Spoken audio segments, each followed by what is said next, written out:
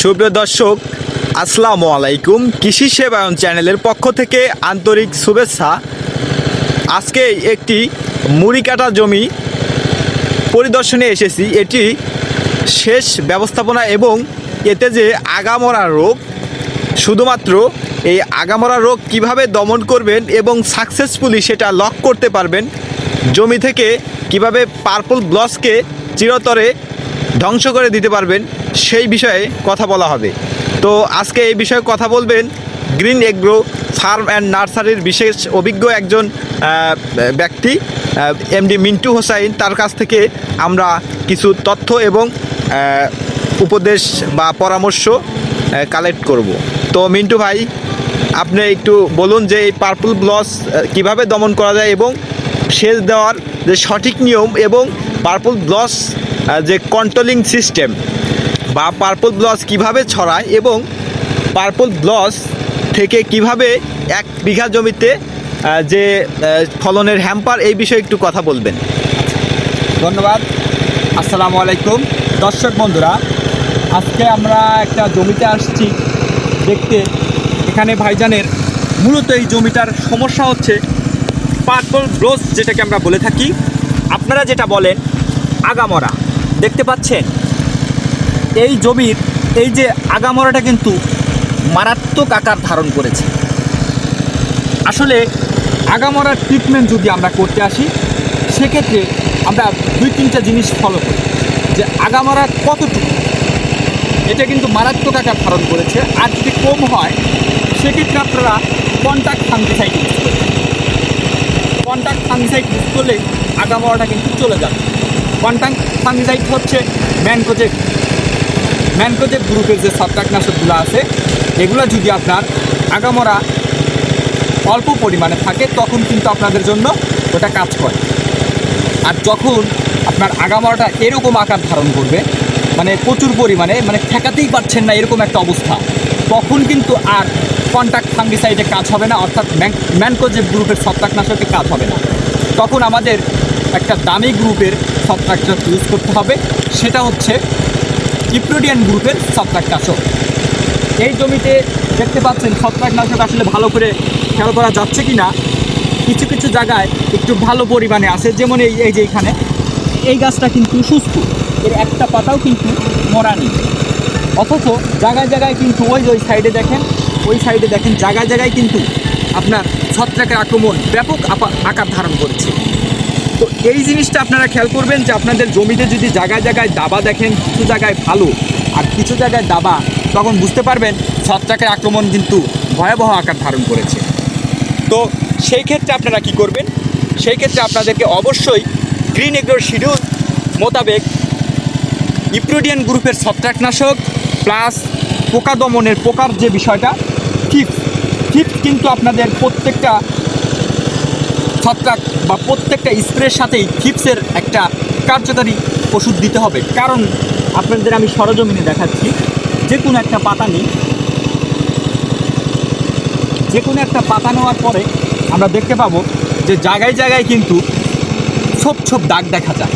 এরকম পাতা দেখবেন, যদি জায়গায় জায়গায় ছোপ দাগ দেখতে পান, তখন বুঝবেন যে থ্রিপস পোকার আক্রমণ কিন্তু বেড়ে গেছে।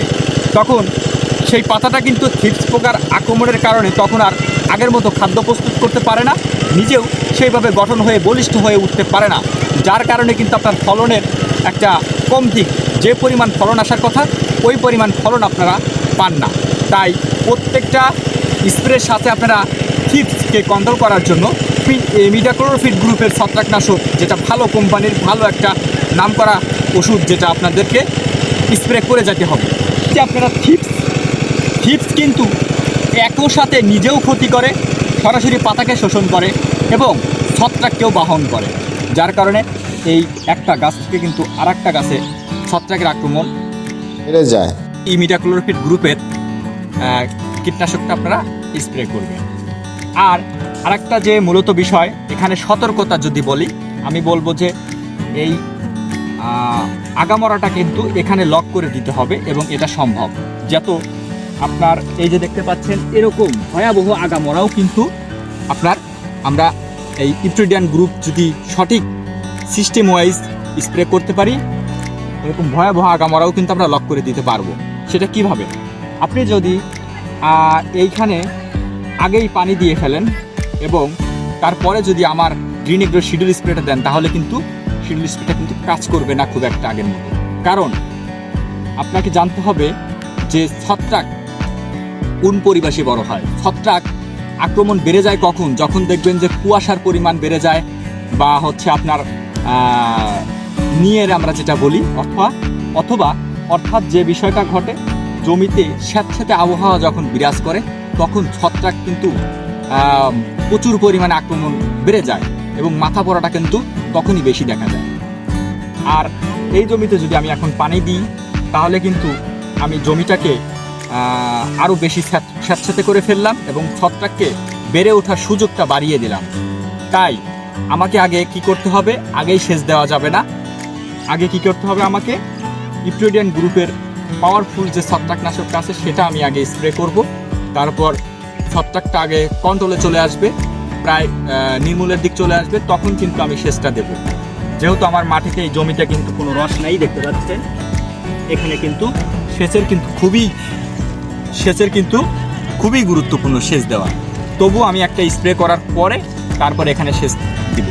তাহলে কিন্তু আমার এই জমিতে শতভাগ গ্যারান্টি সহকারে, আমাদের গ্রিন এগ্রোর পক্ষ থেকে আমি বলছি, শতভাগ গ্যারান্টি এই জমিতে কিন্তু আর আপনার কোনো রকম মাথা পোড়া বাড়ার সম্ভাবনা নেই। মাথা পোড়া কোনো বাড়বে না, এখানেই লক হয়ে যাবে। তারপর ফলন কিন্তু আপনার আর যে সবুজ পাতাগুলো থাকবে ওগুলো কিন্তু আরও সবুজ সতেজ মোটা তাজা হবে। এর পরবর্তী স্প্রেটা কিন্তু আমরা আর যদি কন্ট্রোলে চলে আসবে যখন, তখন কিন্তু পরবর্তী স্প্রে কিন্তু আরেকটু ভিন্ন হবে। তখন গাছটা আরেকটু সতেজ হয়ে যাবে। তখন কিন্তু গাছটাকে গুরুত্বপূর্ণ হচ্ছে মোটা তাজা করা। সেক্ষেত্রে আমাদের পরবর্তী ভিডিওতে আপনারা দেখে নেবেন যে গাছ মোটা তাজা করার জন্য আমরা খুবই কার্যকরী একটি সমাধান দিয়ে আসছি, যেটা গত বছরগুলোতে আপনারা অনেক প্রশংসা করেছেন। এবারও আমরা কিন্তু আরও একটু আধুনিকভাবে গাছ দ্রুত মোটা তাজাকরণ প্রক্রিয়াটা আমরা আপনাকে আরও আধুনিকভাবে দেওয়ার চেষ্টা করব। আর এটা আপনারা পাচ্ছেন green agro schedule spray. Green agro schedule spray যদি সংক্ষেপে বলি, সেটা হচ্ছে এমন একটি স্প্রে যেখানে আমরা দামের সাথে কম্প্রোমাইজ করি না। আপনাদের জমির ব্যাখ্যা নেই, সমস্যা নেই, এবং সেই অনুযায়ী আপনাদের কি চাহিদা, জমির যদি কেউ বলে যে মোটা তাজা করতে হবে আমার পেঁয়াজটা, তখন আমরা জমির সম্পর্কে তথ্য নিই সেই অনুযায়ী, অথবা আপনাদেরকে ছবির মাধ্যমে সমস্যা, ভিডিও কল বা হোয়াটসঅ্যাপ ইমোর মাধ্যমে কিন্তু আমরা এই ট্রিটমেন্টগুলো দিয়ে আসছি। এই ট্রিটমেন্টগুলো আমরা আপনাদেরকে জমির সমস্যা অনুযায়ী আমরা কিন্তু গ্রিন এগ্রো শিডিউল স্প্রের মাধ্যমে ট্রিটমেন্ট দেই, এবং ভিটামিনগুলোও কিন্তু আমরা গাছকে দ্রুত মোটা তাজাকরণ, এই সমস্যার সমাধানগুলো কিন্তু আমরা, অথবা গাছকে মোটা তাজাকরণের যে বিষয়গুলো, এগুলা কিন্তু আমরা এই গ্রিন এগ্রো শিডিউল স্প্রের মাধ্যমে করে থাকি। ধন্যবাদ। আজকের মতো এ পর্যন্তই। আসসালামু আলাইকুম।